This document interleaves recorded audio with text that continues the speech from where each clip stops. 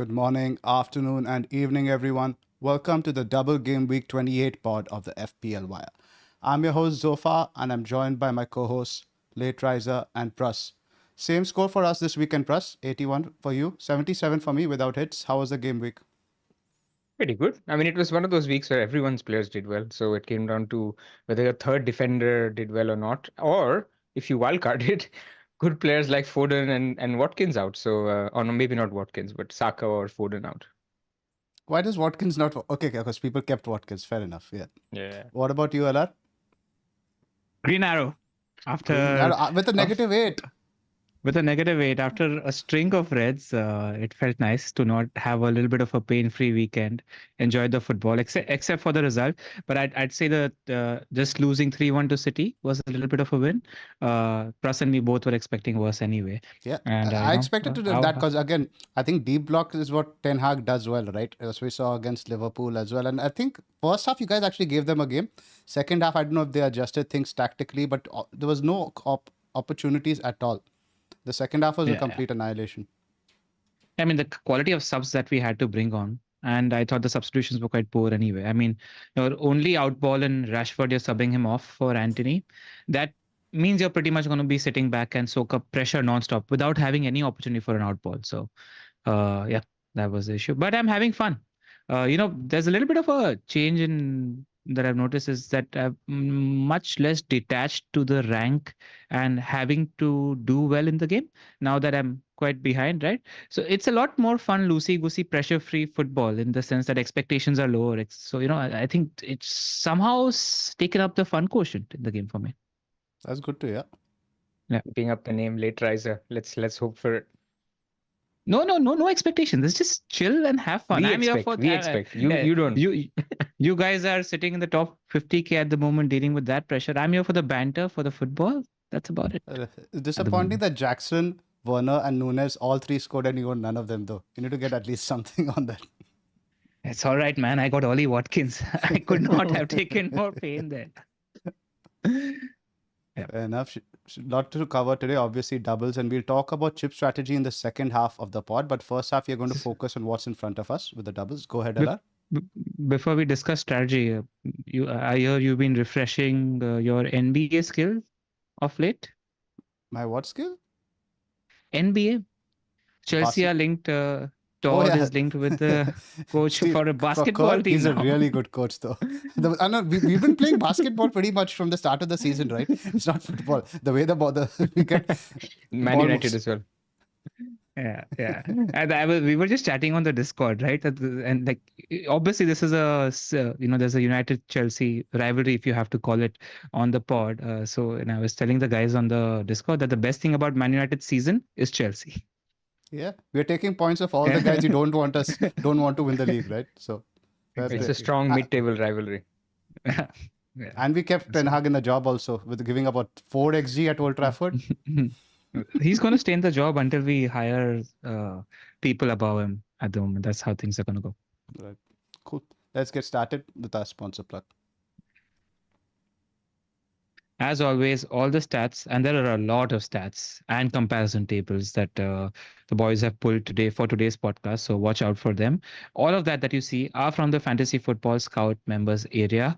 You can't just do player comparisons. You can do team comparisons. You can do team comparisons home versus away. So if you, for example, want to compare Luton's away form versus Bournemouth's home form, that's something you can do in the members area, which is what we're going to show you a little later as well. So, if you're interested in that kind of data, that sort of customization, you should become a member of Fantasy Football Scout. And if you want to help us out while doing that, do click on the link in the description below. And as you know, FPL Wire has partnered with NordVPN. We have already mentioned in the past the privacy features, threat protections, access to global content libraries, etc. Now they have a new offer that's still running from the February of 7th to the 20th of March, where you get a discount on 2 years membership plus 4 extra months and some gifts. Now, what are these gifts? For USA, UK, Australia, and Canada, users in these countries who purchase any of the 2-year plans will receive Uber Eats vouchers for $10, $20, or $30 depending on the package you select. For other countries, the deal includes 4 extra months on the 2-year plan plus a 3-month coupon to share. Sign up today. Right, let's get started, boys. Lot to unpack. A like and subscribe plug right at the top, please, Pras. Yes, please. Guys, we're going to talk about the double that's right in front of us. We're going to talk about chip strategies. There's a lot to unpack in this. We really appreciate it if you can like this and basically spread the word, right? I mean, that really helps us out. Subscribe to the channel because we have a lot more of this stuff, and we usually do 1 or 2 videos a week, hopefully 2. And that's something that you get access to as a subscriber. And then you can obviously support us as a member as well on YouTube or on Patreon, which is patreon.com/thefplwire. Really much appreciated. Cheers, Pras. Let's get started first with the graphic from Rob T. What stands out to you guys over here? Let's first up look at the goal projection numbers. Yeah, Arsenal, man. I mean, their match on Monday, honestly, after 6 minutes, before even a single goal went in, I had tweeted that we've made a major blunder here, not captaining an Arsenal player. Obviously, got lucky that Saka only played half the game. That team is ridiculous at the moment. And it's not just because of Sheffield United. They're doing this to every single team at the moment. So there's no surprise they're the highest for XG scoring expected and as well as clean sheets. Yep. Against Bournemouth were generally Brentford were generally a decent attack. Sorry, LR? Yeah, and I mean, Pras mentioned it's just not Sheffield United, but we do have to discuss Sheffield United in terms of possibly one of the worst teams that at least I have seen in my lifetime while watching the Premier League. Like there's tools down and there's tools double down, triple down at the moment. I mean, even Chris Wilder had no, hope. I mean, Zoph shared a few interesting comments that Wilder made that he's going to now talk about and put in some young guys who can probably take the game forward. What's your view of this Sheffield United fixture? It's just probably the fixture to target week on week. Zoph? It's interesting now the approach they take. The comments Wilder made at the end of the game now is he's pretty much looking forward to next season already. He said he's going to see which players are going to take the club forward. He's going to look at the younger guys, Osula and some other picks they have. So they might be actually a bit more open now. I know it's not like looks like they can't be anymore, but we might see some sort of change of approach. But they've pretty much given up.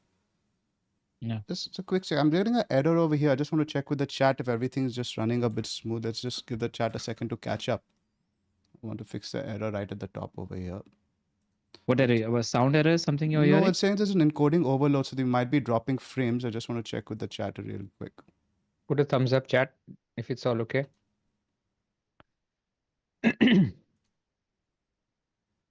Waiting for the chat. It's a bit weird because I am seeing some frame drops on my end. And so we're using the same settings probably because YouTube is having issues, right? We had big downtime yesterday for a couple of hours. It'll be something on there. So far, no complaints. I think the chat would let us know if there were any complaints or anything of that sort. Cool. Either way, the Let's audio should be proceed. fine. Yeah.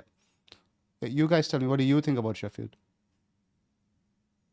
Yeah, I mean, just have to see. Until then, it's probably the best fixture to target. Genuinely, I mean, how bad are they? Literally, like, they don't have a Premier League quality defender in that back five at the moment. I mean, just a fixture to target. How do you feel about that, Pras? I think target both attacking wise and also defensively, because attacking wise Burnley is also a similar fixture, maybe even Luton is a different, but defensively I think it's the clear standout because Burnley still go for it, Luton still go for it, Nottingham Forest still go for it. So this is probably the one fixture that remains where you say this is a bankable clean sheet. I mean, again, obviously opponent dependent, but for me, I see them as a bigger clean sheet than necessarily a 5-6-0 every game. So yeah, look, I think we're not saying anything different. People know it, but I guess coming back to Arsenal, it just shows. So I saw another stat, by the way. In the last 5 years, Man City on XG Delta have never lost the league. Like basically XG scored minus XG conceded. But Arsenal are way ahead of them this season. Like they are outperforming them in number of goals, expected goals, and they're doing better than in expected goals conceded. So look, great signs, happy for Arsenal fans, not really, but the team's doing really well. Yeah. Yep. They're playing incredibly well at the moment. Quick thoughts before we, let's get the big elephants in the room on the table. I managed to successfully dodge Solanke blank, but what are your thoughts from watching that Burnley-Bournemouth game? I mean, Bournemouth looked just about okay. They weren't really convincing. I mean, I thought Burnley dominated the game for huge parts, and Bournemouth was sort of giving them maybe too much respect, playing on the counter. I think they had about 30% possession as well. Your thoughts? Completely outplayed. Burnley by far were the better side, and if they could put the ball at the back of the net, at least 3-4 goals were there for them. Russ? I agree. And look, this is the problem, danger of attacking teams that are mid-table or below mid-table. You can get a performance which is just completely shocking, and yeah, they ended up getting the result. People got clean sheet points, but yeah, ultimately it is unpredictable because they're not the Man Cities and Arsenals and Liverpools of the world where you can expect basically both wins in a double game week. Right. And what did you think of Solanke's performance? He wasn't looking like he was a fully fit player playing on the pitch, right? I mean, there was a few sprints, but you could see that there was something that he was carrying with him, whatever little bruise or something. Now, obviously, that could change in the course of the week, but your thoughts on watching that? So I think the Iraola also said at the end of the game that he was a little bit rusty because he'd not trained the whole week. And he only had one training session, which was on Saturday. So it could be part of that, but it's just basically an unknown. And I would say, our shout out to our Sky reporter who basically asked him the exact question, are you good to start both the games? And the answer was yes. So look, I would say there is very marginal doubt that, maybe he's rusty, maybe he's whatever. But I just think, look, he's going to get the minutes and he's going to get chances. There's no doubt that he'll get chances over the double. Right. Before we get into the player picks, I think, Zoph, why don't you take our viewers and listeners through some tables that you've pulled? First off, I wanted to mention the underlying data for Sheffield United. They're nowhere near the bottom. Manchester United and even Aston Villa have a worse XGC over the last 6 game weeks. Found that interesting. So, Interesting. yeah, It's what's interesting about them is their home form versus their away form. They're a lot better away compared to home when they maybe try to play a little. I think the last 3 home games they've lost 16-0 on aggregate. And if you think about the away performances, they did well against Villa, they did well against Luton, they did well against Wolves, for example. They weren't blow away losses. So that's something interesting as well as a trend. right. The chat is asking this is for the last 6 game weeks, indeed. So generally, I'll walk you guys through different data sets you're taking now. We'll just now go through some team number. These are team comparison. Now, this is Bournemouth's attack for the last 8 game weeks versus Luton. Luton has outperformed them by about 4 XG. So that's 15 for Luton, 11 for Bournemouth. Good XG numbers for Luton. And Bournemouth, we've seen, in general, they've not been creating that much. Even against Burnley, similar story. Now, this is Bournemouth home per 90 for the season. It's an XG for about 1.3. And Bournemouth away is about 1.6. So slightly better away. And I think they've scored significantly more goals away, right, Ella? So you had mentioned something previously. And just scored 13 goals at home so far this season. But defensively better at home. Correct. Defensively better at home. Yeah. Now, this is Luton's comparison for numbers home and away over the season. They average 1.5 XG per home game and only 1 XG every away game, which matches up with what you see on the eye test and is what you'd expect from a promoted team. Now, this is also a bit interesting because I think maybe this side of the year, they've changed their approach a little bit. They've decided to go more gung-ho. Earlier on in the season, they were parking the bus a bit more. So their last 4 home games, these were against Villa, Manchester United, Sheffield United, and Brighton. At least 3 decent sides over there. And Manchester United. The XG is 8.68 over there. Sorry, I had to get that in. The Luton last 4 away are Liverpool, Newcastle, Burnley, Sheffield United. So the fixtures are pretty comparable. You would say, in fact, the away games, even Newcastle is in a tight defense, and that's the game I think they scored 4 goals. So you'd say the away fixtures, in fact, bar the Anfield one, a little bit easier, and they've still racked up only 4.87 XG in those. So again, a clear difference over here. Now we can talk about the individual numbers. Pras, you prepared this wonderful chart for us. Let's go through some of these guys. Yeah, so look, this is basically from the Scout members area, as Ella mentioned, and it highlights all the relevant players that people are looking at, right? And obviously, because this is only attack, we're not looking at XG conceded, that is team dependent. So for players, we're looking at data itself, the underlying data. So a few things stand out. First, let me talk about the column. So what you have here is, and let me just load it as well. Sorry. Yeah, I'll enlarge it over so we could take a screenshot. So you have column 1, obviously price, FPL points. This is what it's sorted by FPL points. Then you have minutes per baseline BPS. So the top 5 guys in this list are in green and the bottom 5 are in red. So minutes per BPS, basically baseline BPS, you see that the strikers don't have a lot of baseline BPS because they score goals, but they also get a lot of BPS when they do score the goal.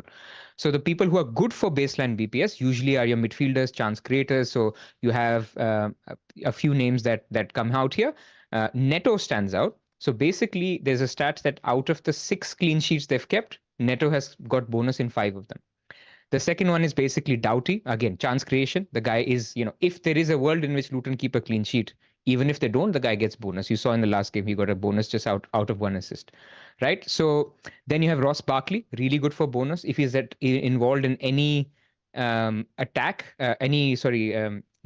whether that's an assist or a goal, you can expect bonus points because his baseline is already very high. And then you see Kaminsky, again, another example. If they do end up keeping a clean sheet, Kaminsky good for bonus. And Lewis Cook.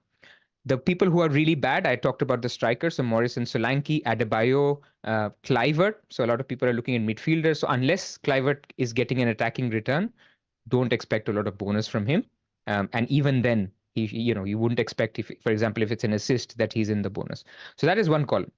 Then you go to minutes per XA and minutes per XG. And I'm going to take minutes per XG more as the one that let's talk about it. Clearly, the guys who stand out, Solanke, Morris, Adebayo, Kluivert, and Sinistera. So Sinistera obviously doesn't get enough minutes, but he's good attacking. So this gives you an idea of which are the guys, if you wanted to target their attack, are the ones to go for.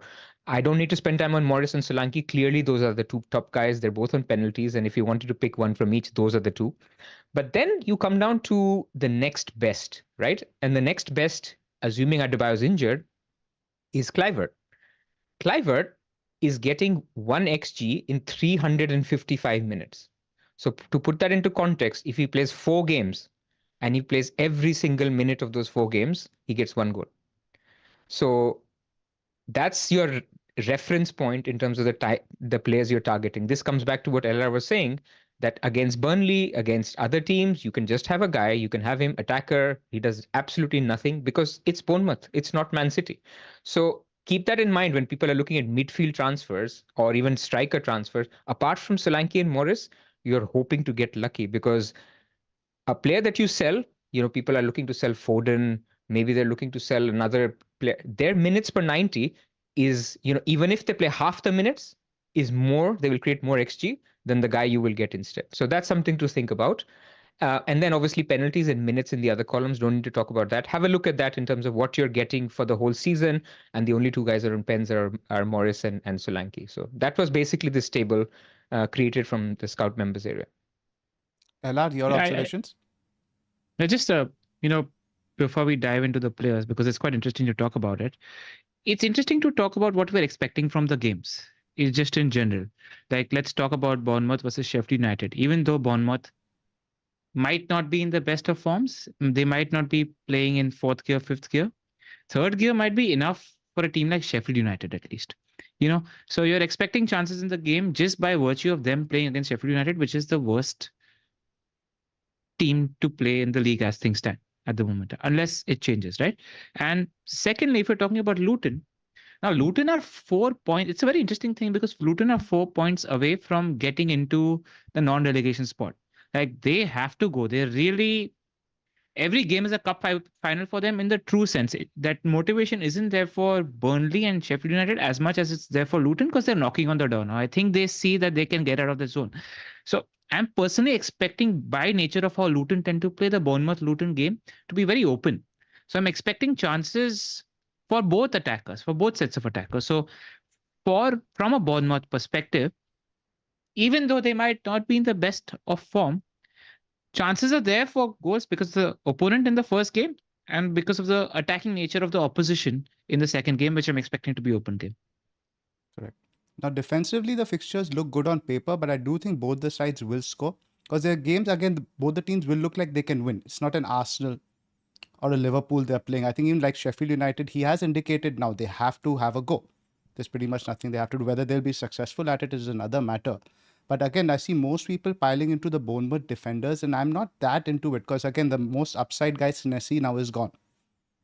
Yeah. Right? You don't even have any of the upside guys except the goalkeeper. I mean, there is and no you have to upside guy. consider. Sorry, go on. And outside of him being the upside guy, he's the linchpin defender also. So imagine when in a United defense, Lisandro Martinez is replaced by a Johnny Evans. Like, think about what kind of a defensive clean sheet ability downput that leads. You have to think about that as well, where they're losing a really good defender for somebody who's just not good enough also. Fair point. Yeah, go on, Pras. No, I was just saying, I just think there's no defender other than Doughty with any attacking. Like, even Senesi is getting minutes per XG 539. I mean, it's just not enough for you to say that you're picking them because you're picking Bournemouth defenders because the clean sheet odds of at least one clean sheet is high 60s. It's more than even Arsenal keeping a clean sheet. It's the highest. And you're getting basically 4 points for appearance points. That's it really. And actually, there's a third reason for people free hitting. They would be looking to play that Bournemouth defender also in Gameweek 30 when Arsenal play Man City.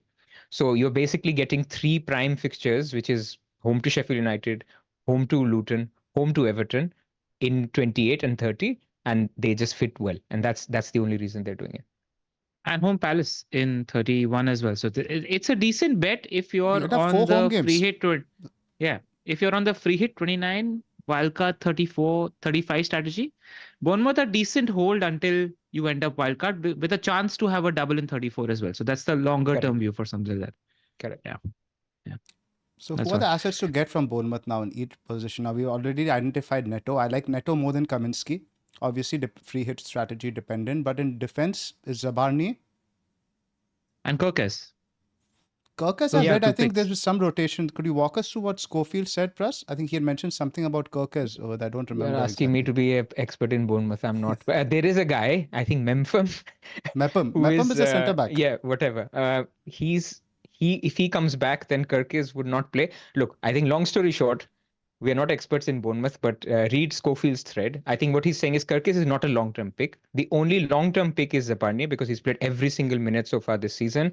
There is no second defender that you can say with confidence, 100% that they play until game week 35, basically, or even a bench boost strategy. Like some people might be saying, Bournemouth might double in 37. I need that defender to play for me when I bench boost in 37. Zabarni is your guy, basically. That's the long and short of it in terms of defense. I do want to add though, so I'm looking at Schofield's predicted lineups here, and he does have Kirkes in both the games predicted. So if you're somebody who's wildcarding soon after or something of that sort, where you're looking for a fling, not a relationship, then somebody like a Kirkes, because he's pretty attacking. Whenever I've seen them play, he's pretty attacking as a wing back in that Bournemouth team. Then for a fling, a punt, a dart throw on Kirkes isn't a bad shot. For sure, for sure. It's like Yeah. the Loughton versus Taylor 4 years ago. You remember that when he Yeah. scored that brace? He scored a Yeah. brace. I don't know. I had him, so I've inflated how much he did, how well he did. It's Yeah. like you hope to get lucky, and you will not. Zabarni is not going to get you any attacking return. You can write it down right now. Kirk is good. You're tempting the lower gods. When you say That's something okay. like I'm that. buying him, so that's See, okay. I can I tempt him. knew it was a Yeah. motive there. Yeah. I do want to mention because Neil does some excellent work on the scout articles, and he said that the last 4 or 6 weeks, Zabani's underlying data was actually better than Senesi's. Is something he pointed out in one of the articles. So you never know, Pras. I see what you're doing there, though. I see what you're doing. No chance he's getting anything. What if he does? Okay, so Come on. FPL Raptor is in the chat. He's clarified. So when Kelly is back, Kirkes is at risk. When Aaron's is back, Smith is at risk. But Kelly could potentially play centre back instead of Mepham. So yeah, what we just said. Yeah. It's Thank no you, Daniels Raptor. Francis, what we used to have back in the day. Yeah, man. But I mean, if you're flinging, then Kirkes. If you're long-terming and looking to wildcard after 34, then Zabarnai. But outside of that, Neto is the pick all three of us like the most. Dom is somebody we'll talk about from a captain/triple captaincy point later. But midfielders, do you guys like anybody? Not really. So Schofield again said Tavernier is the pick because he's expected to start both. Not sure, but he has the highest chance of starting both. But he's also the one most out of form, and most fans actually want Sinister to start over him. So that's your problem with Tavernier, that if you wanted to get minutes, he's probably your best bet, but he's not in form.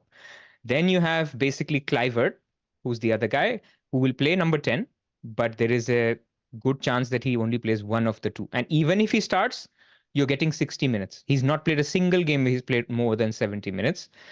And then on the right is where the problem is, where Semenyo is the guy who will probably start both, but he's listed as a striker. If he was a midfielder, I think everybody would be buying Semenyo. Correct. Yeah, that's the problem. I mean, if I had to punt on somebody and I don't like any of the punts, it'd probably be Clivert just by virtue of watching them. He tends to play more central. He's the better player, in my opinion, as well. So if you want to get lucky, if you want to take a shot, then my pick would be Clivert. Yeah, the price is Zoph? also nice, right? Because ultimately you can keep him as your 8th attacker.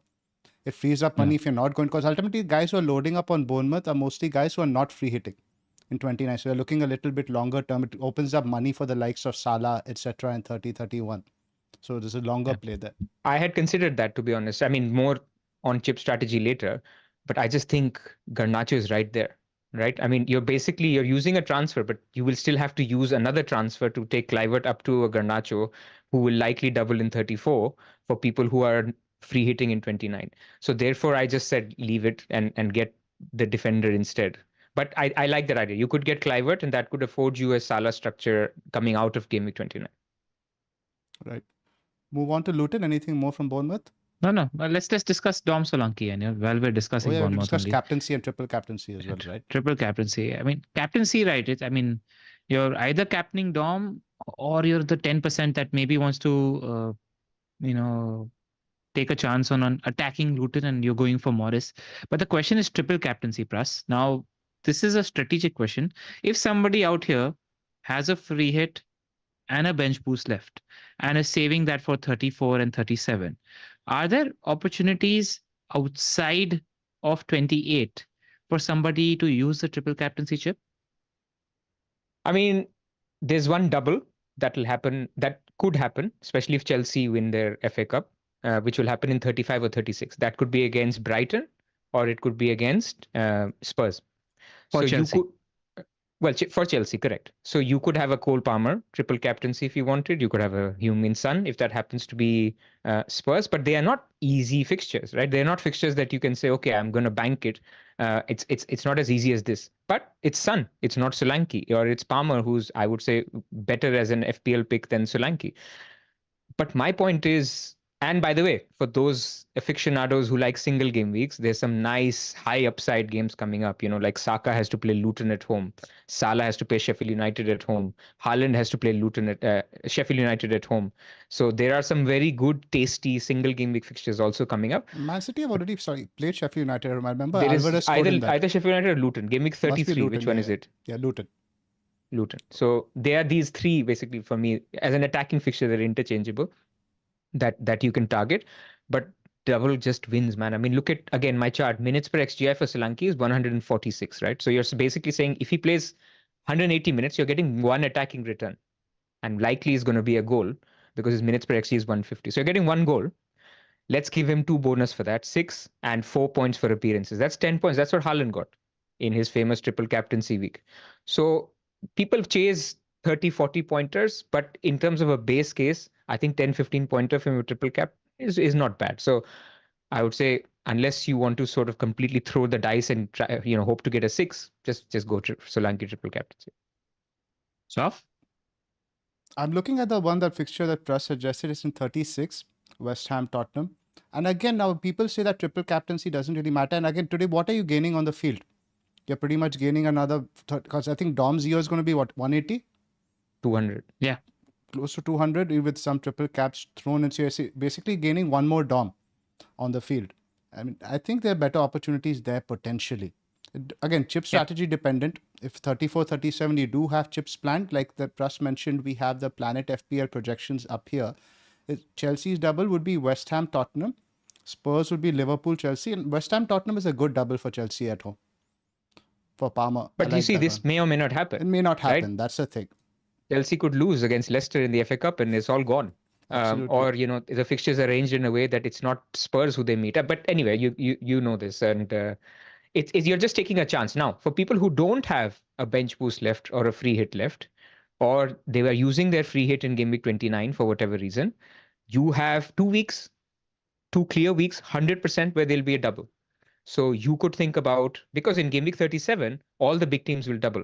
And you can then at that point decide, oh, is it Salah who I want because they're really highly motivated, they're out of Europe? Is it Haaland who I want? Fixtures don't matter for those guys, right? I mean, if it's away to, I don't see them clearly here as off, but Game Week 37, 34, we shouldn't even be talking about fixtures because it can move so much still. You just go pick your guy, right, at that point. So that is obviously still an option, but only for people who don't have either a bench boost or a free hit going into the period from 31 to 38. Yeah. As Zoph sums it up nicely, if you're somebody who's chasing 50, 60, 70, 80 points, in your mini leagues or your rank goals, etc., it might be worthwhile saving it for a future week where you gain more effective ownership. But I'm not going to talk anybody off using the triple captaincy in 28 because it's just the fixtures that play into your hands. I mean, Sheffield United, and I expect the Luton game to be open. I'm expecting over both games for Bournemouth to score 4 goals. You'd expect Solanke gets 2 returns in 4 goals at least, given how involved he's involved in 50% of Bournemouth goals all season. So if Bournemouth score 2, Solanke is likely to be involved in 1. That's almost nailed on. The projections have them to score 4.6. 4.6 projections are solid. Yeah. I would say go for it, man. I mean, I don't like sitting on the fence. This is the week. I mean, there could be other weeks you could get unlucky, but he could also score a hat-trick in both games, man. I mean, there is upside here as well. I know Solanke is usually, he has scored one hat-trick, but usually a trickler, 1 goal here or there. 15, 20 points is, these are 2 of the best fixtures you can have on paper. And you got away with Haaland only scoring 10. That's a fair point. I didn't realize the projections were this high when we looked at it. Because I don't think City were anywhere close to it in their double, right? I think City were around this lower number. They're usually 2 City in most games.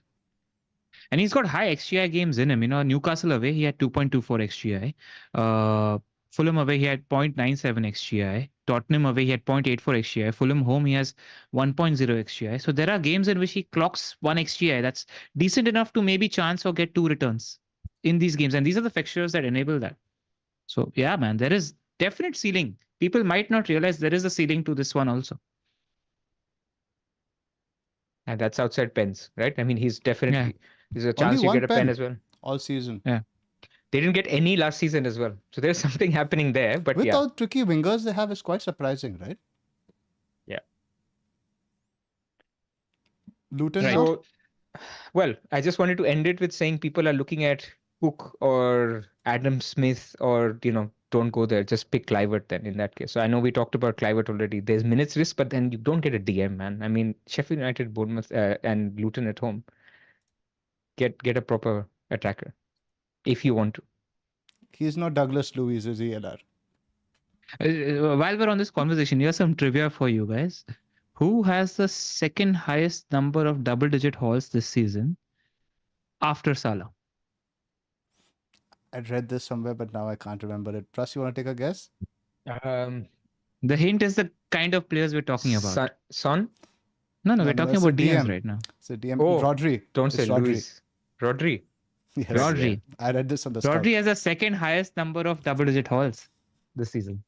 Yeah. Anyway, moving on to Luton. Number of passes he makes, he scores a goal, gets bonus. That's 10 points. His role has changed this season, but it's a like I feel like he would be useful if this was a season where we would need to cut corners budget-wise. Like then you're looking for a 5 million pick that offers you a lot more than somebody else, but Cole Palmer exists, and then everybody else is not as expensive as you need them to be, so it's easy to get better players. Once we talk about Luton, let me just walk you guys quickly through a comparison. Now, this is for the last 6 game weeks between Solanke on the left and Morris on the right. 2 goals for Solanke, 4 for Morris. In terms of goal attempts in the box, 11 for Solanke, 13 for Morris, pretty close. Big chances identical, 5 each. Minutes per attempt also 41 versus 34, quite similar. Now, in terms of creativity, chances created for Solanke 10, 9 for Morris, just one more big chance created. So Morris has matched him pretty much in terms of numbers. There's not much to split them there. But obviously the fixtures are better for Bournemouth in this double, so the comparison changes completely. But let's start from the back, guys. Doughty, pretty much a Luton guy to go to. And would you take out an Arsenal defender or somebody like that for him this week? If you're wildcarding 30-31, why not? Right. Yeah, there's enough upside. I mean, the clean sheet odds versus, the total odds for Luton over the 2 games to keep 1 clean sheet is half of what Arsenal's is in 1 game. But then you get 180 minutes of crosses after crosses after crosses, corners after corners. You get bonus plus attacking return. So I think it makes up for it. And 2 extra games. If you're not free hitting in 29. If you're not free, 2 extra. Yeah, of course. Yeah. And the 29 fixture is legit. The 29 fixture is possibly the best fixture of the next 3. For sure. Yeah. Just to, like Pras mentioned, contextualize your expectations. Luton have had 2 clean sheets this season. But Doughty is top for number of crosses, and since game week 11, he's top for attacking returns amongst all defenders this season as well. So you're buying him for attacking returns, and by chance, flukily, you get lucky with 1 clean sheet, then you're laughing your way to the bank. And I'm talking about 1 clean sheet in the next 3 games, including Forest. Yeah. No doubt he's legit. He's the pick. Yeah. But you guys know who was man of the match, right? The last game. Mr. Kabore. Yes. The one you've been so happy about. You're going to roll out double Luton defense, aren't you, this week? Yep. Double Of Luton course. defense. He might not be the only one. Okay, excellent. Yeah, but like up the and Hatters, subscribe. man, we got Luke Dan Ashby on here, and we said that these guys would be the team of the pod. They go with the orange that we have as a background color in terms of our branding and everything as well. So let's go Luton Town, man, and they're fun to watch. They're definitely out of the 3 teams that have been promoted, the most entertaining, and they're in a genuine relegation dogfight. I'm cheering them on. Yeah, so if you're looking to even If you're somebody like me who can afford to play a little casually and you want to take up the X fun quotient, join the Pod Boys and up the Hatters. Barkley is someone who's going to test that though. Where are you guys on Ross Barkley? He's firmly on my never go there again list. Is he similar for you guys? So Barkley, right? There are two things. He creates a ton of chances. He's the engine in that team. And second thing I've noticed is, so by the way, Doughty, right? It's just not the sheer volume of the crosses as well as the corners. Luton are good at set pieces. Luton are good at crossing, playing that. Like Morris is a beast in the air. He's one of those proper promotion strikers who's really good in the air, and they always have a good chance of putting the ball in the back of the net when they cross, when they are playing from set pieces. Well, like a lot of other teams are rubbish at this. And Barkley tends to find himself on the near post. I've seen him get one such chance a game where he's at the near post on a corner and he's flicking the ball into the far post and there's a chance. So he's got some decent attacking threat on set pieces as well. Likes to take a shot from far. I don't think he's going to get many shots from inside the box and creates chances. I think he's viable as an option as long as you're not benching a Phil Foden or a Cole Palmer. Pras?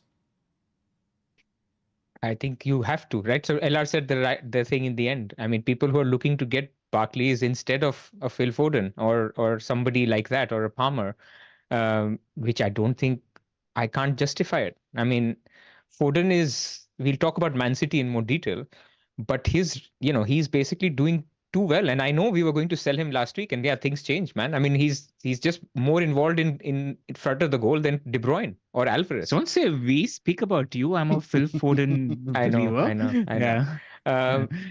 Look, I think again, I might sell Foden in Gameweek 31. So I'm not saying that he's a season keeper, but where it's a relative thing comparing Foden to Ross Barkley over 2 games or not. And, it's a Liverpool game. Again, we'll talk about Liverpool versus Man City because people want to talk about which assets they should hold from these teams versus sell. But I just can't justify it, man. 339 minutes per XGI. You could be sitting here till end of the season and get 2 returns from Barkley and nobody's surprised. Yeah. So... But then it's similar to Morris, right, Pras? It's 313 for Morris. Yeah, but this is non-pen. So you could get, penalty from Morris as well. So it's not, again, it is Luton, but I'm just saying it's not that much of a priority that you're taking a hit, taking out a Foden, and basically expecting Barkley to do anything. Again, you could get lucky. And I think of all the midfielders, we talked about the Bournemouth ones, because you don't have any minutes with them.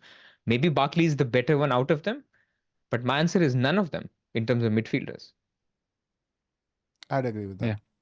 Yeah, I agree with that. I'm not convinced about any of them either. Like, genuinely, there isn't one I could convincing to say I like. And with Barkley, there's not even that rationale of, he has a great fixture in 30, so I can play him again, or he's a problem, right? So, yeah, of course, people are wildcarding out of 29, but after 29, he has no use. And this is why I don't see much of a upside. I mean, I would, again, Foden at home to Arsenal, better than Ross Barkley, whoever he's playing. I don't know who he's playing. Oh, it's Spurs. Tottenham away. Yeah. I mean, just for example's sake, if I want to buy a midfielder this season that also plays in 29, I have to sell Palmer. I have to bench one of Palmer or Foden. And even if I was doing that, I was maybe looking at Bowen, but not at any of the midfielders mentioned. That's where my status is. Up top? But yeah, Zoph, it's not exactly the right comparison though, because Morris is legit, bro. Like he's what I've noticed about him is also a very streaky guy. Like, I completely agree. I was just making devil's advocate because the numbers are the numbers. Yeah, I feel like if somebody's chasing, I don't think a Morris captaincy is the worst shout of the decade. Like, genuinely, I think Adebayo a little bit. There's some video of Adebayo in the gym. I don't know if he's back in full training or not. Yeah, exactly. Because the big chances fell to Adebayo when Morris and Adebayo were playing together, when Morris was playing as a slightly facilitating striker. But if Morris is alone up top, he's the focal point in that Luton Town team. So that's the differentiation. Adebayo's fitness, like Zoph correctly pointed out, influences that. But like I was saying, Solanke had 50% goal involvement amongst all Bournemouth goals. Morris takes it up a notch. He's got 56% involvement in all Luton Town goals this season. So that number is strikingly high, So I think it's But if you a look good. at, I slightly disagree on the Morris versus Solanke thing, because expected goals Luton 1 against Crystal Palace, 1 against Bournemouth, 1.1 Yeah. against 4.5 for Bournemouth. It- I just think it's it- such a, like, it's the fixture. It's a Sheffield United fixture versus a Crystal Palace away fixture, which is the big difference, right? yeah. I just, But like, I agree that that's what the odds are saying. But there is also, this is for somebody's chasing. I am captaining Solanke. I'm just saying somebody's chasing. There is a certain narrative, and that's what we're doing here, right? We're yeah, yeah, building yeah. stories in our head and building narratives. Somebody could say that Luton have looked a lot more attacking than Bournemouth in the last 6 to 8 game weeks, which is why they want to maybe take a shot here because they're just at the moment more attacking Yeah. than Bournemouth. That's about I it. agree. But that said, it's a longer shot. I'm with you on that. It's a very long shot. And Nandish But- makes a good point in the chat. Basically, Adebayo, we don't know what is updated, and especially if you're going for a pick like that, you need to know that he's playing up top. I mean, penalties doesn't change, but Adebayo was getting a lot of the bigger chances while he was playing, and Morris was slightly behind him. So I think that will be also important to think about if he's either worth taking a hit, or captaincy, or wherever you want to go with Morris. Good shot. Good shot. Yeah, it was like Zoph and I both have to sell Erling Haaland if we're looking to buy Chris Morris, and we're looking to not free hit in 29. So it's 3 games versus 1 is the calculation and how we are pacifying ourselves. But maybe that Adebayo fitness news might influence our decision. It's a good point. That being said, it wasn't that bad. Morris still played all those games. He was just holding up the ball and laying it off. So it would be a slight adjustment, but not a significant one, because he's still very much the talisman. So I guess question to you is, if he was completely fit, Adebayo, would you still pick Morris over Adebayo? I think so. Just because of penalties. Perhaps, yeah. And form. And also minutes, right? When it was a hamstring injury. You're still talking about 3 games within a week. Because whoever I buy, I want them for 29 as well. Will now Adebayo get 19 to 3 over space of 7 to 8 days? Slightly dodgy. Yeah, true. So yeah, I'll just for those... Go ahead, Ala. Just some people might have worried because they must have seen Doughty play as the third centre back last week when they had an injury. There is information that came in from the manager after that when Doughty shifted back to wing back, and the new centre back that they bought, Hashioka or something of that sort, slotted in as the third centre back.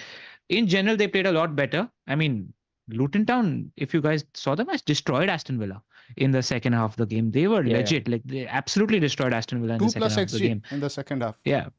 And 2.8 XG in the entire game. That's the caliber of a Luton Town. I feel like when I watch them, right, they have like 30 or 40 minutes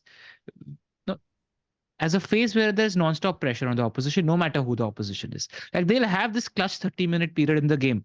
Yeah. Always is something I've seen with Luton Town. So yeah. So don't expect Doughty to, because the manager said after as well that we were much better in the second half when Doughty could, put balls in from the wing back position. So I'm fully expecting him to play as wing back. Your thoughts on the Haaland to Morris move, Pras? I can understand it. I will do it if I'm also not free hitting in 29. So I can, it's logical. Can it backfire? It bloody can backfire. Yeah, of course it can. It's Haaland versus Liverpool. So, but it makes sense. 3 games versus 1 game. You get 6 points out of this. You get to save your free hit. You wildcard into a fresh team with all the information on the doubles. So I can understand it. But it's risky, but understandable. I have some numbers up here now. These are the last few meetings between Liverpool and City. The number right at the top is wrong. I think it was 1-1. This is incorrect from Optus Sport. But I think Man City have only scored more than 2 goals at Anfield once. And this was at 4-1 during the pandemic season when we had so many injuries. So we won't read too much into that. How do you guys expect this game to play out? Because from what I remember, the games at the Etihad generally have been far more high scoring. Man City have always struggled a little bit at Anfield. I seem to remember Amada's missed penalty and things like that have happened in the past, but fully game state dependent, right? Very much. I think so. I mean, look, this chart shows you that there's going to be goals on both sides. It's going to be a 2-1, 3-1 kind of game. But ultimately, we're not predicting the game result. We're predicting which player does well in the game. And I think both Salah and Haaland should be, if Salah is fit, he is in training, the big hitters should be involved in the goals. And that's what these ties are about. But like you Salah said, had game and state. Foden then.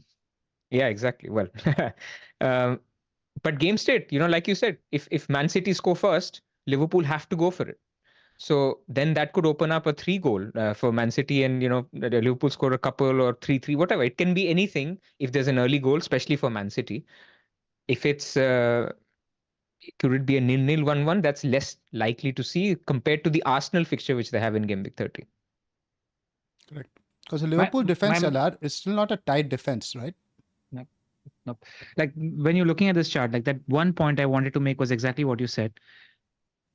When you're looking at this history of the games that these two teams have had, I think both these teams defensively have gone down a level compared to what they've been previously. Like even, you think about the cup final that you had, Zoph, versus Liverpool, or the previous game, Liverpool are always giving chances to the opposition. Like I'm expecting it to be a 3+ XG game when you combine both the XGs, unless both teams are saying, you know what, we're happy with a draw here and are playing within themselves. I just don't see that happening. They can't. The managers are just the managers not won't, there. especially at Anfield. They always go for it. Yeah, so I just feel like there will be goals in the game.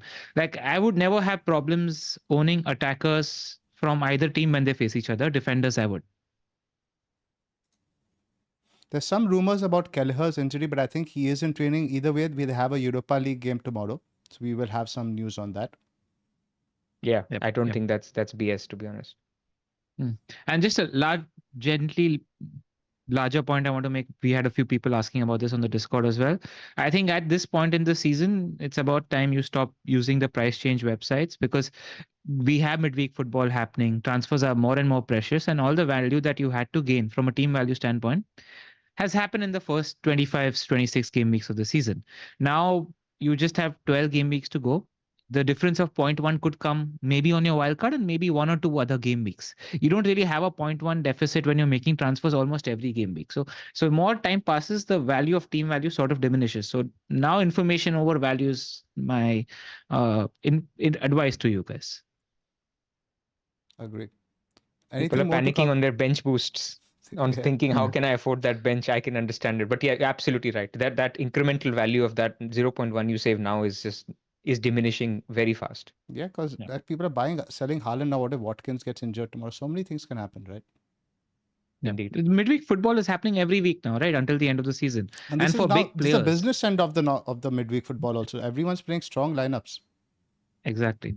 In fact, tomorrow is so crucial because your Game Week 29 players, Aston Villa, West Ham, they play tomorrow. And even the Brighton game is very important tomorrow, which we will talk about in the chip strategy section. Should we segue to that? I think we've covered the double game week, or I think we pretty much said that if you free hit, you go Bournemouth. If you're not 29, go ahead. Somebody was asking a relevant question, I think, which we should combine with the Bournemouth and other discussion as well, Luton discussion as well.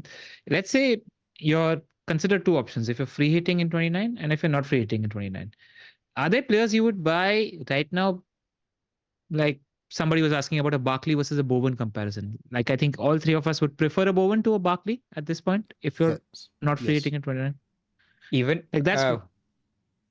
I mean, you're not looking for a Bowen if you're free hitting in 29, right? Because you'll keep your Fodens and your Sakas and your Palmers.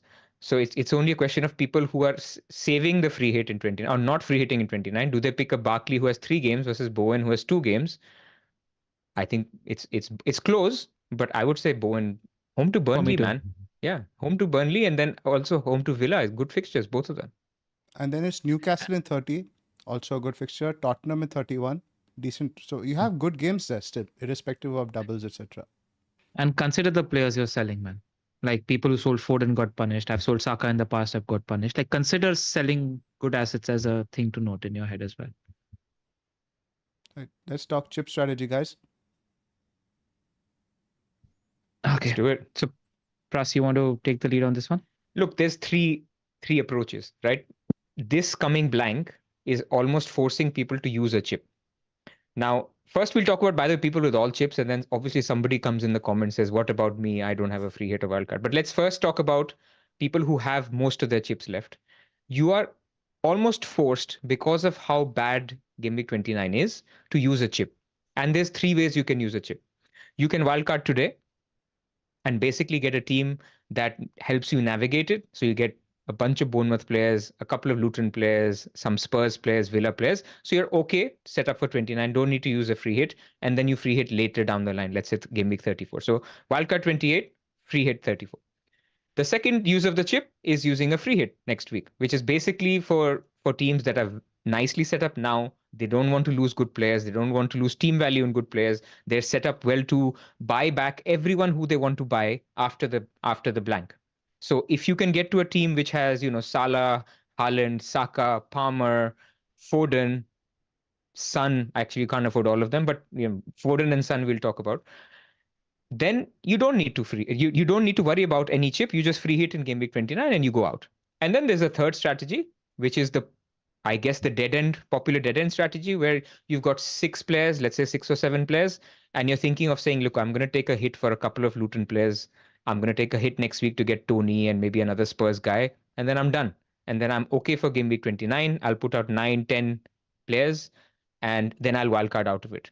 Depending on your team, you'll wildcard in 30 or 31. I think these are the 3 strategies. So to summarize, wildcard 28, free hit 34, bench boost 37, or wildcard 30, 31, free hit 34, bench boost 37, or free hit 29, wildcard 35 or 36, and bench boost 37. So that's basically where things are landing. Of course, you can choose to bench boost in another week like 34, but we'll talk about all these. What I wanted to highlight here, go ahead, Alar. Go on, Zoph. Just some of the fixtures now coming out of 30. Who are the players you'd be targeting? I think Chelsea will be a team you're looking at. But I also wanted to highlight Newcastle now. What I've done over here is I've deleted 34, which we expect some doubles to land. We expect Newcastle, Manchester United, and Palace to have the best doubles over here. But Newcastle's fixtures right from 30, 31 are quite good. And this entire stretch over here, I think they're a team we need to look at very soon, because now they have Isak fit, who's going to be playing pretty much center forward every week. No midweek football. Obviously 31 is a midweek game, so something to look at over there. But then you have Manchester United, whose fixtures aren't great leading up to 34. Yeah, they have Brentford away, Chelsea away, Liverpool at home. So again, Manchester United team you'll probably want only for that free hit in 34. Palace, Forest, Bournemouth, but then it's City, Liverpool, similar. Yeah. And while you're, this is something we'll get into deeper when we actually discuss potential wildcard options in 30-31. But depending on how the fixtures, for example, if United pulls off an upset in the cup, and let's say Liverpool have a double in 34, for example, then you need to look at the quality of assets. Like somebody like Palace has a 3.9 million Richards and a 4.5 million Munoz, who are good bench boost options at cheap prices. So there might be a case in which the bench boost opens up in 34 instead of 37, depending on the cup results and how the chip falls. So that's something you decide after the FA Cup. But I think the decision that people have to commit right now is whether they free hit in 29 or not. And the pros and cons of talking about that is that, like, at least why Zoph and I have had this discussion, and Pras is right now on the fence in terms of whether he wants to free hit in 29 or later. Later can be 34 or 37. Let's discuss that as a pro and con. Like I have, I think 5 or 6 players, and I'm looking at more hits, -4s, -8s this week and next week, because I feel like I don't know what 34 and 37 might look like. And it might not look as good as 29 in terms of ceiling, but I'm not convinced enough of the ceiling of 29 right now to commit to it. And instead I'm just okay taking on a chance that the ceiling in 34, 37 and having a clean slot from 30 to 38 might have a higher ceiling compared to committing to the free hit in 29. If it's worse, it's fine. I'll take it on the chin. If there's not much to gain, I'll take it on the chin. But given what we have in front of us in terms of 29, I'm okay taking the chance. And then chance is escalated because if you're looking to save your free hit in 29, the ecosystem exists at the moment where if you spend transfers for hits, for players that play just one game in 28 out, for players that maybe double, for Luton Town players that play 3 games in the next 2 game weeks, those sort of hits sort of pay themselves. If you're selling bad players, if you have bad players, for picks like Bowen, for picks like Spurs at the moment, that transfer ecosystem exists at the moment where these hits are kind of paying for themselves if you're selling bad players, which is why I don't mind it at the moment, because that's the case. And I'm also looking to escalate fun. And I think I'm better off not having to be handcuffed by playing fixture chess. And I like picking good players. I like to play luxury FPL where I can make a luxury pick or two in my 15 squad. And I think if I commit to a free hit in 29, then I have to be mindful of the fixtures because I won't have a free hit to not think about between 34 and 37. But you'll That's have a where I wild card. You'll have a wild I'll card to have dead a end too. So yes. similar situation, like you will sit in 31 and you will say, okay, now so I'm obviously we're doing pros and cons, right? There's no right answer. So for people Yeah. who are free hitting, what they're saying is, I'm not spending those hits, right? I am still holding on to my good players. I'm not losing them. I'm still holding on to my Fodens. If I was free hitting, not free hitting, maybe I would have done Foden to Bowen last week. I didn't because I'm free hitting. Then I will come out of game week 30 with a good team and full visibility of game week 34, game week 37. Game week 34, I can start to dead end. Much like you are dead ending now to 28, you can start dead ending by saying, okay, I can do Watkins to Isak, no problem, because Watkins plays Man City away and Arsenal away. Isak has all these good fixtures that Zoph talked about. I can get Garnacho as my enabler because I don't need to play him, only except in game week 34 when he has the double. Another point, so just talking about Newcastle and Man United, Newcastle play in game week 35. Newcastle play Burnley at home. Sorry, Sheffield They play United at Sheffield home. United and then they play Burnley. Correct. And Man United play Burnley at home. So basically what you're saying is you could dead end your team and basically take out these good players only for this double for game week 34 and for 35.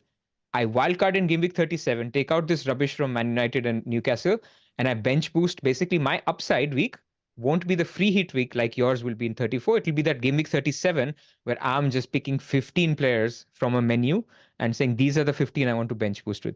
That's the positive. But the negatives, I completely agree with you. You're not getting a lot of upside in game week 29. You're probably using a free hit in a week where other people will have 9 of those players. So you're basically getting 2 extra, plus you didn't take -8 in hits, and that's it. That's your upside. Yeah. And just while we're talking nuances and factors to consider, right? Like one thing that's playing on my mind a lot when you're thinking about committing to transfers in 34. Like if you have a full view and let's say United, Palace and Newcastle have a double in 34, you're looking to dead end by buying players. The opportunity then would be jumping on Liverpool players because yes, people will make way and get a certain Salah in their team given game week when game week 30 comes. But they have Brighton at home, Sheffield United at home, United away, and Palace at home.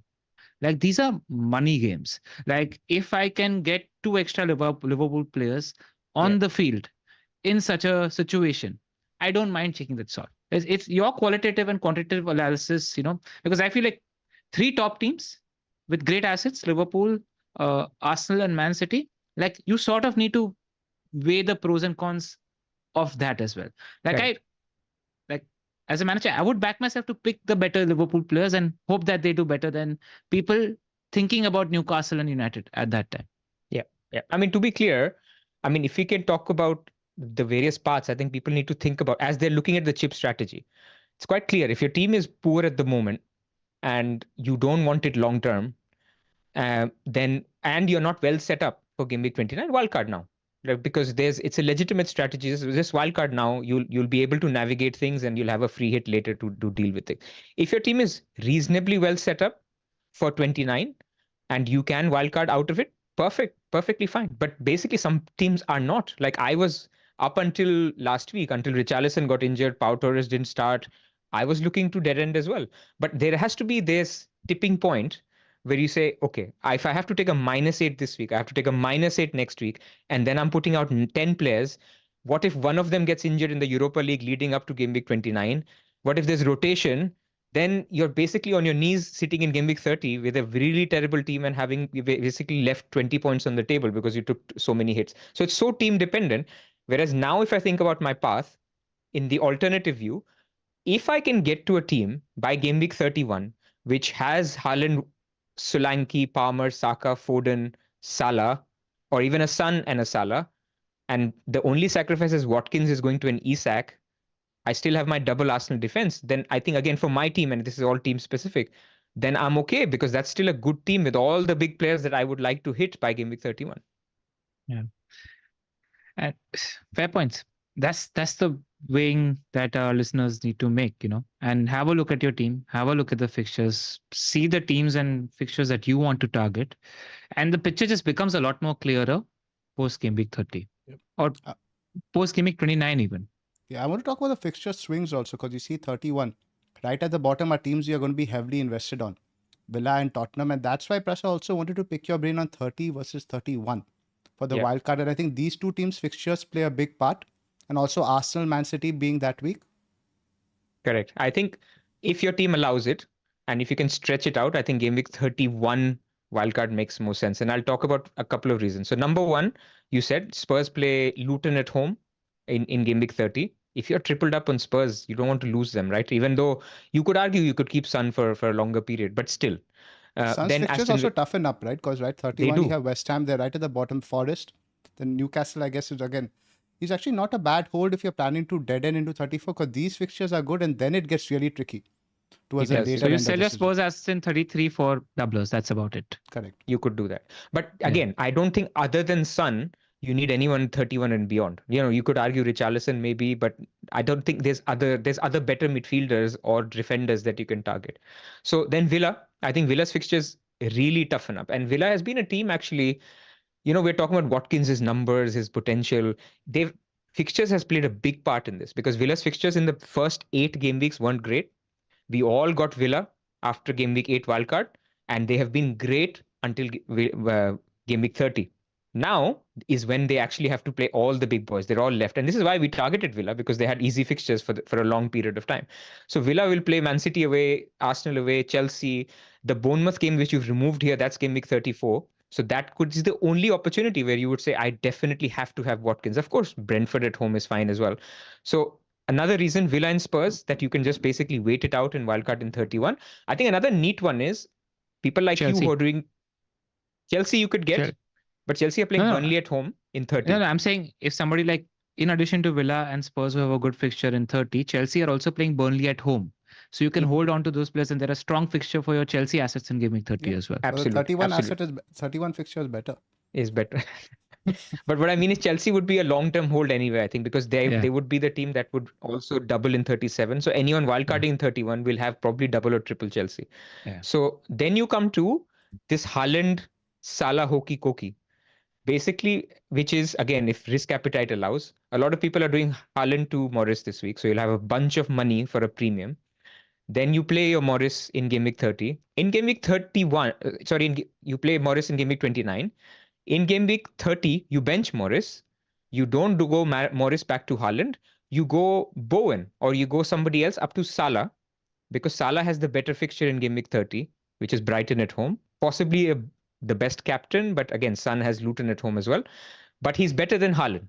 So you could basically have a week where you again swerve Haaland, but this time for Salah.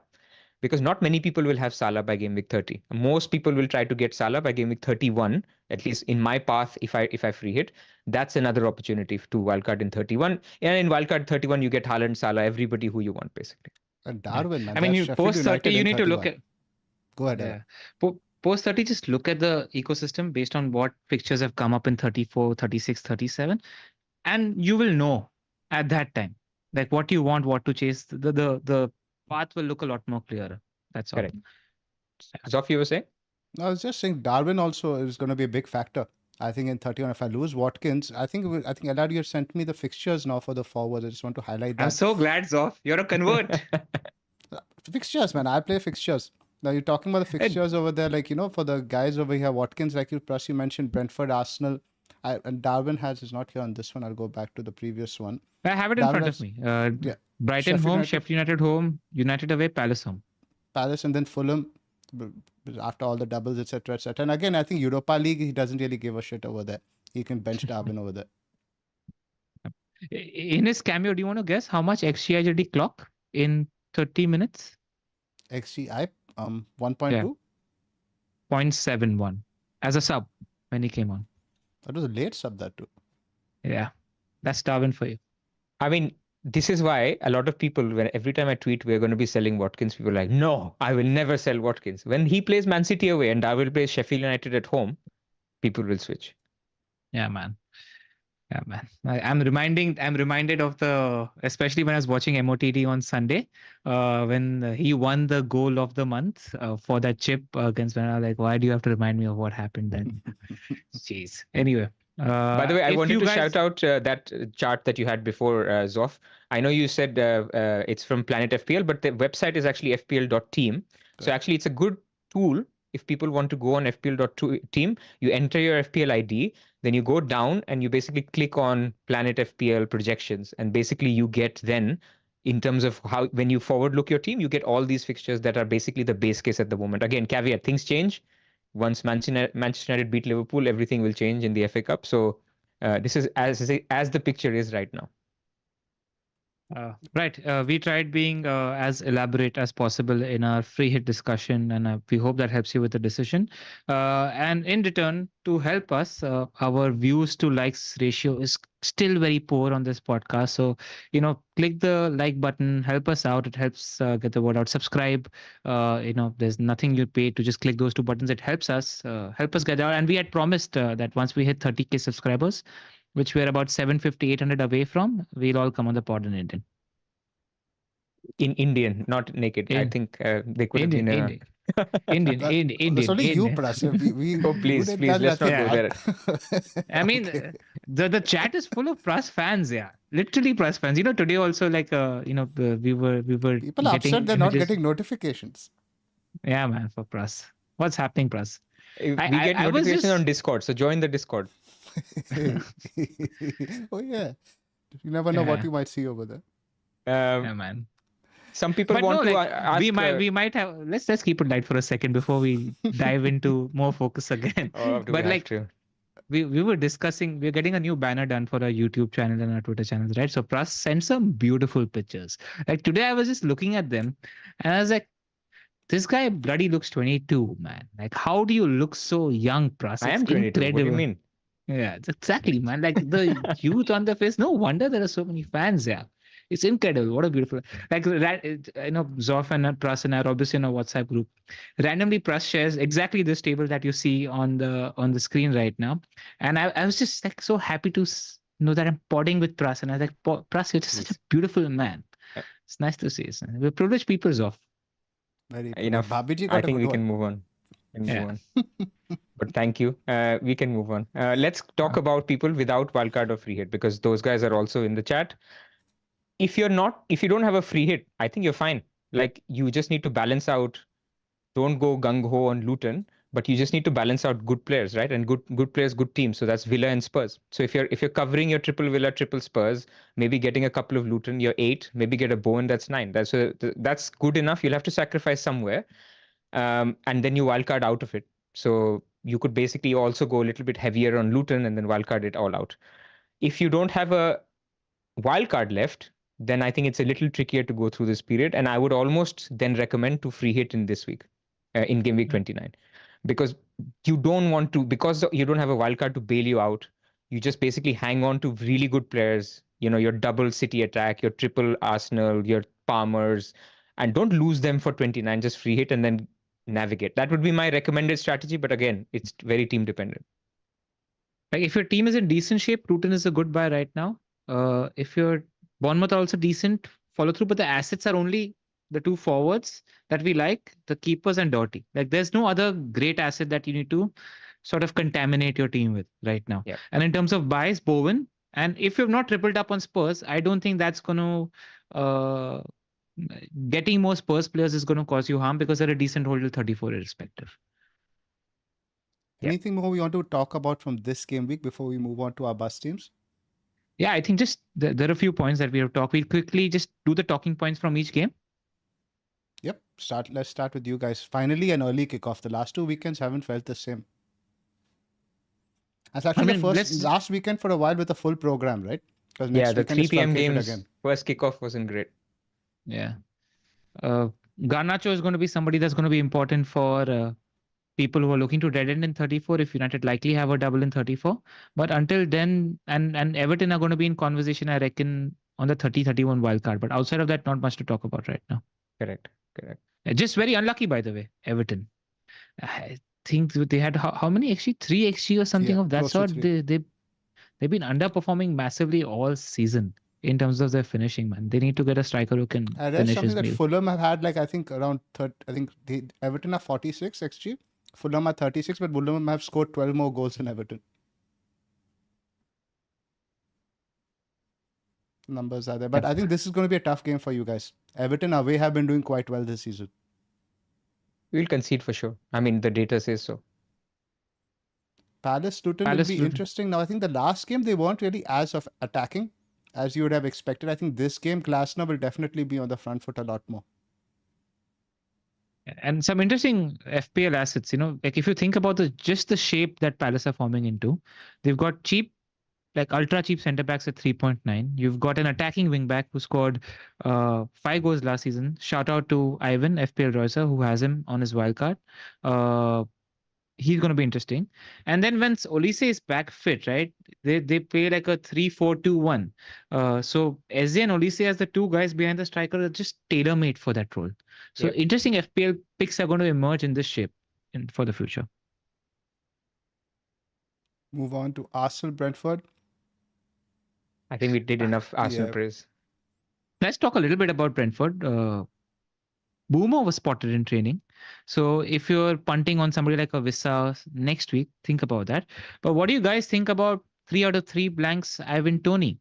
Like he had 1 shot compared to Vissa's 5 as well in the last game as well. He's looking a little peripheral after his blitzkrieg start when he just came back onto the scene.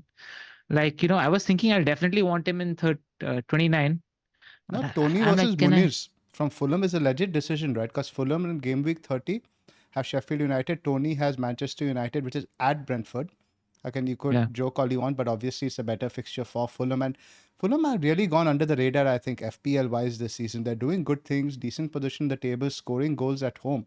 And again, we talk about Spurs being leaky. I think Fulham can give them a game in 29 as well.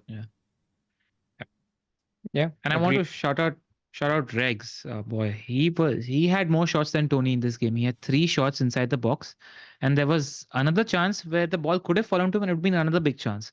He's very offside, attacking. Right? The cross he made, I think that was just offside. Yeah, very attacking in this setup on set pieces. Like Zoph, if we are not free hitting in 29, that's a transfer we might need to take a hit for, I reckon, because his ceiling is high. Nah, man, I'm not taking a hit for a defender there. But again, he's a guy only defender I'd be worried from free hitters. Yeah. Because there's a 10-15 pointer there.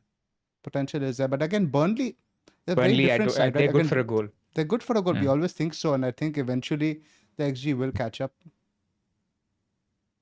to an extent, not obviously to the whole thing.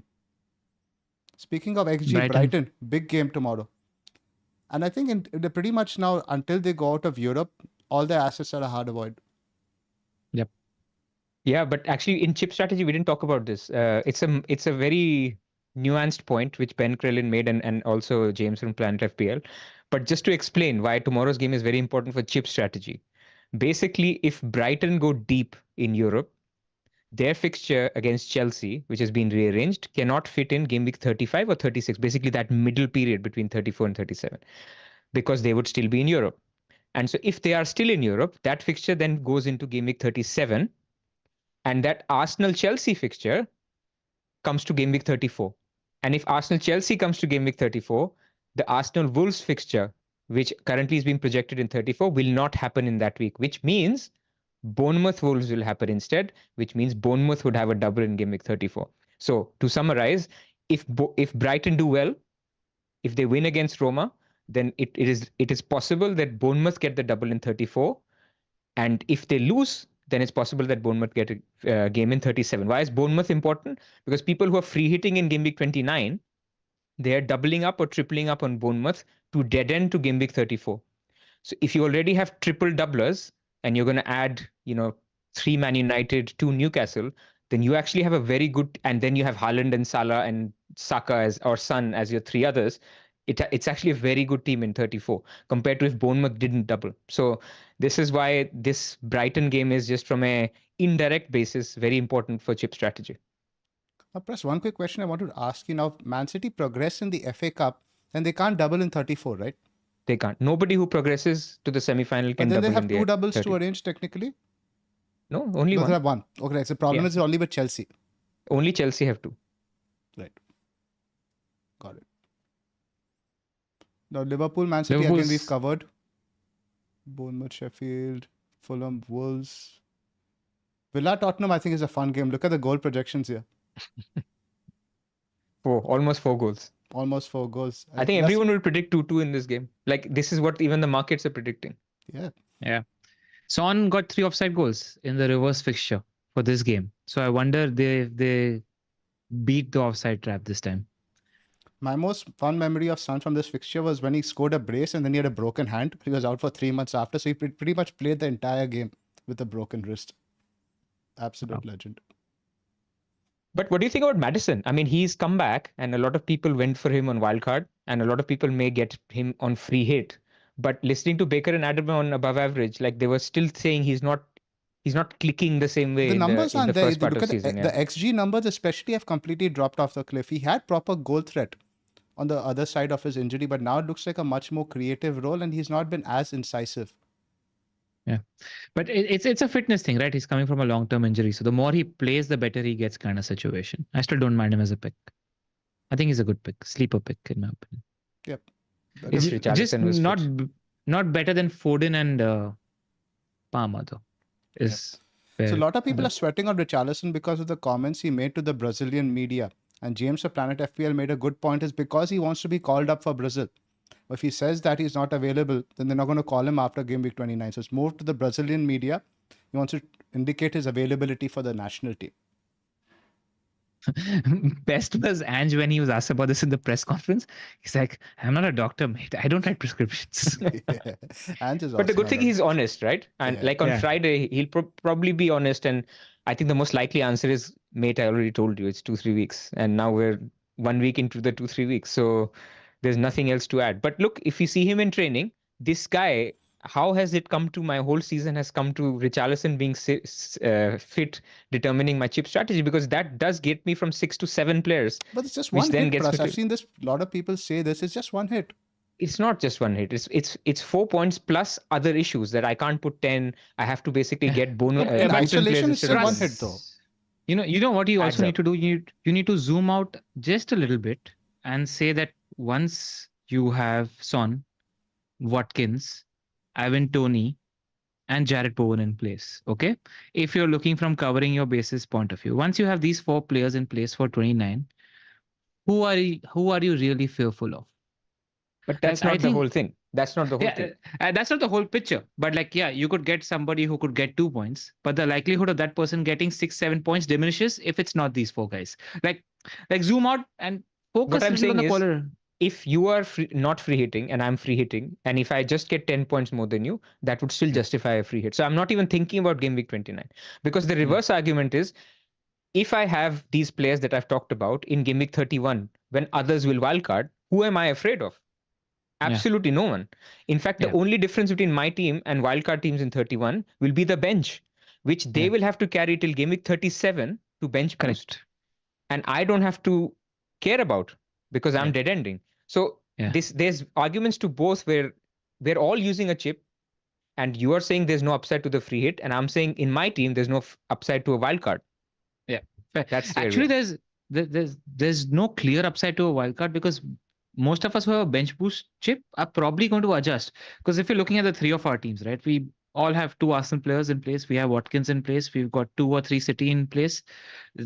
That itself, we are going to have flexibility to get Salah in 30. It in itself is a good structure to have for 30. Like I was talking to you earlier, like we could wildcard anywhere between 30 to 33, 34 carrying this team, because we just have good players at the moment. Exactly. So the additional value to wildcard might be a little lesser also, because we just have good teams in place. Yep. Fair points. Cool. Move on to West Ham Burnley. We've spoken about Bowen a little bit. I think he's a good pickup this week. It's a great entry point. Yeah, great entry point, and just the fixtures suit him, right? Because Burnley offers space at the back. Then he plays Villa 29. They offer space at the back. Then he plays 30 Newcastle, and then he plays Spurs. All these 4 teams, there is scope to counter attack, which is what suits and plays to West Ham's All strength. teams where West Ham will have less possession. Exactly. You like that when you're looking at West Ham. Chelsea, Newcastle, I think will be interesting. Newcastle looked a little bit better. They do look to be getting some sort of mojo back against Wolves. Yeah, but like you take the performance against Wolves with a pinch of salt, because they had Neto for only 45 minutes and there was no Wang or Correct. Cunha. So that team was fairly decimated. I hope we win this one. I think I would expect maybe a Yeah. 2-1 Chelsea. Is Palmer a we'll come to my bus team later. Go ahead. You can ask now. Is Palmer a definite play? Yes. Definite Yeah. play, man. Newcastle away. You got to back your team, LR. We discussed Yeah. this last week Yeah. as well. Just for wildcarders also, I just think Loki Gusto is a great Oh, sleeper yeah. pick. The kind of positioning he's been taking up, like he tends to appear in the center of the box out of nowhere multiple times, and especially if Chelsea continue with the 3 at the back setup. Yeah, that'll be interesting to see this weekend whether it was a one-off for Brentford or something he pursues. There's definitely some, because That's good. Palmer's much better again, much more central positions. Very unlucky not to score that game. Before we 0.8 come to our XGI. bus team, we've missed out Yes. on one super chat, guys. There's somebody asking, they have Jason Stilling asking if Haaland, Watkins, or Morris. So that's who they have now. One of them needs to go for Solanke triple captain, and he's free hitting in 29. It's a tough question. It would have to be Morris, I guess. Or if you go Haaland, then you're pretty much deciding you'll go without Haaland in 30. Do you I would If you have actually a say, rule, Haaland. why not Watkins? Because Watkins, I like 30. 30 is good. 28 is good as well.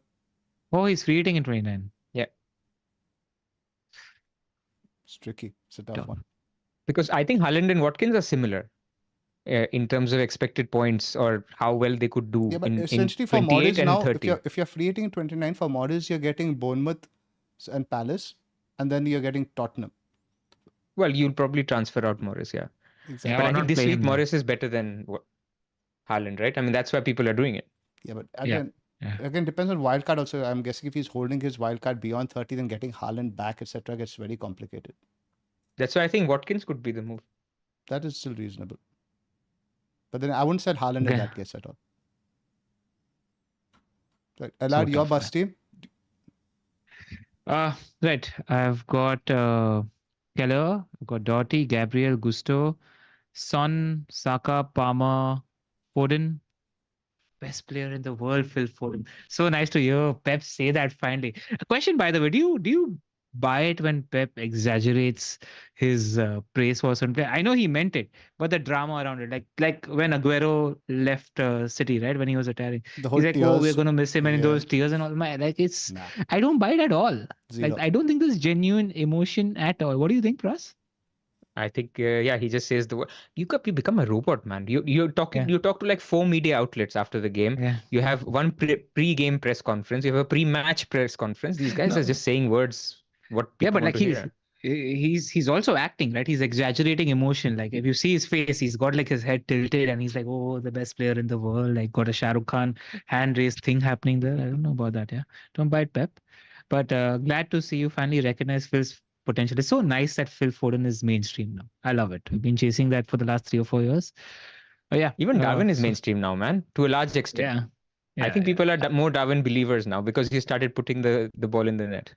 Exactly. There's hope for me He's next got season. Yeah, I mean, points. Zoph is talking about Darwin. Like that's proof enough. Son, Saka, Foden, Palmer, Solanke captain, Haaland and Watkins. Planned move, yes, is Haaland to Morris at the moment.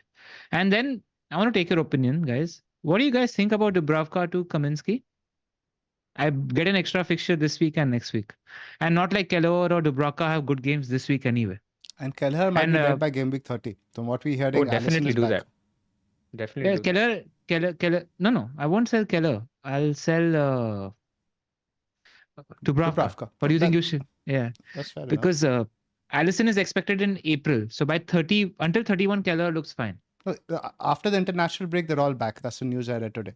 Trent, Allison, everyone. Then I sell Keller. Makes more sense because what are you keeping Kelleher for then? Yeah. What do you think, Pras? I think I agree. Just- I think the keeper transfer makes sense. Gets you 3 games. Yeah. And I would sell Kelleher because Dubravka is playable in 30, 31. exactly. We never know what Pope's return is, right? Allison at least Yeah. is in the news that he's returning at certain stage. Yeah, no, I assume that Allison wouldn't be fit. So that's the thing. And then I thought of getting in Bowen, but I don't really want to bench any of the front 7 that I No, have. Yeah, exactly. Don't need to sell any of them. I like the keeper move. Yeah. Like, who do I sell from here?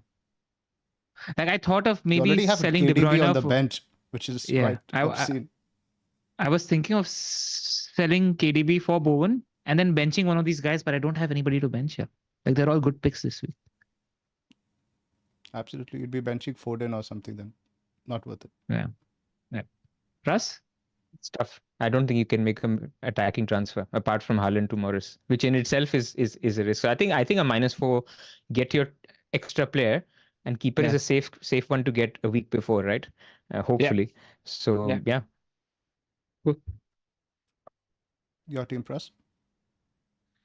I have got Areola, Gabriel, and Saliba, and at the moment Pau Torres, but he's gonna go probably. Actually, I'll talk about that. And then midfield, I think, is the same as LR. So Palmer, Saka, Foden, Son, and attack is the same. Haaland, Watkins, Solanke, captain. So now here's where I am. I think I'm pretty sure Richarlison is out. So if Richarlison is out, then I am free hitting in 29. I know it's 4 points, but that's where I've made my bed now. Because even Pau Torres, right? I mean, he didn't play a single minute. So I'm now relying on Konza and Pau Torres, who actually don't have a great 29 fixture anyway. And so it's just basically adding up. So I've made my bed. If that's the case, free hit 29. Now I have a decision to make whether I do Trippier to Zabarini or Pau Torres. And the difference basically is because I'd like to keep Trippier because he could have a double in 34, but then he's eating up 7 million of my funds, which basically means when I need to get Salah back, I have to sell. I think we lost if I did, there we go. Sorry, Pras, you have to repeat again. We lost you for a second. Sorry. So basically, I'm deciding between who to sell between Trippier and Pau Torres. If I sell Pau Torres, then I can't get SSL Son in Gameweek 31. Yeah, I get it. Did you get that? And so if I did Trippier out this week for a Bournemouth defender, then I can do Foden to Salah in 31. So basically then have Palmer, Saka, Salah, Son, Solanke, Isak, Haaland as my attack, which is basically what I project would be a wildcard attack. So that's the decision that I need to make. And I will probably also do Dubravka to Neto. Because that will be determined by if Brighton have a good game against Roma or not. Because if I think that Neto can have another double coming up, then I would just do it because his fixtures are really, really good leading up to 34. If Roma win and you're expecting a double for Bournemouth in 37, what do you think 34. about Doughty over Zaber? If Roma win, then Brighton get the double in 34 or 37? If Roma win, 37. 37. Okay, my bad. But it's the first leg, right? We won't know for sure. Yeah, but let's say, why not Doughty over? Are you going to use that defender in 30? In 30. You are going. Because I'm going to be benching both Gabriel and Saliba against Man City. And so I'll be playing my Villa defender and my Bournemouth defender over. I know it's Arsenal defense or whatever, but it's Man City. Fair. Then Zabarni, but if you could help it, I don't mind playing the Arsenal defense because I feel like Arsenal City, I'm expecting a much tighter game compared to City Liverpool. So I don't mind defenders in that game. Think about whether you prefer Doughty, but I don't mind Zabarni this week. It's the 68% clean sheet odds versus assist threat, right? So I just think I'll take the clean sheet odds. Plus a chance of a double in 34. So it sort of adds up. Exactly. Yeah. We have a super chat from Anthony Joseph, who's also been a member for 19 months. He has Raya Strakosha, no free hit 29. Raya to Kaminsky, a no-brainer, even for a hit. I would rather sell the second keeper, right? Strakosha. Yeah. If money is an issue, would you sell Raya? No, man, I don't want to keep him. Unless you're really free. If you're wildcarding straight out, then fair enough. If you're wildcarding in 31, it's still okay. But again, question is, in 30, both have a terrible fixture. Both Raya and Kaminsky. Yeah, Kaminsky will end up at 3-4 points away to Tottenham with saves anyway. Yeah. That's all right. We have overall ranked 300 FPL Chai in the house. Shout out to him. FPL Chai is 150, I think. Yeah, he's having a great season. In fact, he just dropped out of top 100. Correct. This is my team. I have Areola in goal. Kabore. He will feature in my team only for the second time this season. He's been there since game week 1. The only game week 1 pick that still survived. And every time he's played for you, he's been very close to a haul. I've realized that as well, right? Zoph, he's teased you like nobody else. He actually maybe very somebody attacking else in the last game. So Yeah. let's go. You're such a Ariola. loyal man, Zoph. So loyal to your players. I mean, you still have what, Poro since game week 8 or Yeah, 7, Cash since game week 6, Cash but since I game week haven't bothered with the 7. defense, especially, right? The defender transfer, I just don't bother. Elite loyalty. And this has been happening since years, huh, Pras? There have been times in the past where Zoph has carried the likes of Reece James also over multiple weeks, just like that. Like he's calm, he's ice cold. Like it. I just don't like Yeah. making defensive transfers. Saliba, Gabriel. Saliba will likely be making way for Doughty.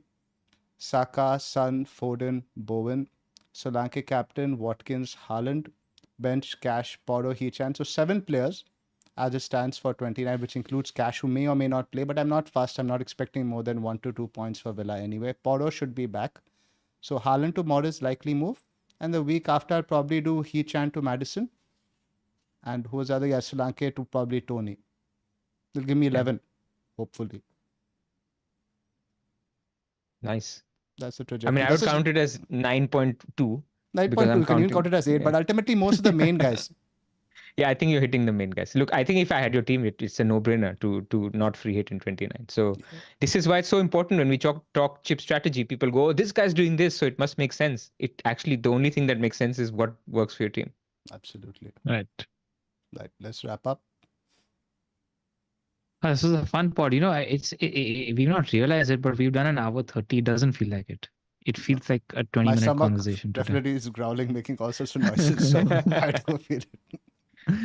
All right, then before you guys leave us, if you're wildcarding, it's also a good time to join our Discord. You could just become a member on Patreon or YouTube. And until then, good luck this week. Don't worry about it. It's just a game. And like and subscribe, and see you next week. Any last words, boys? Nope. Right. See you. Good luck, everyone. See you next week. Bye-bye. Good luck.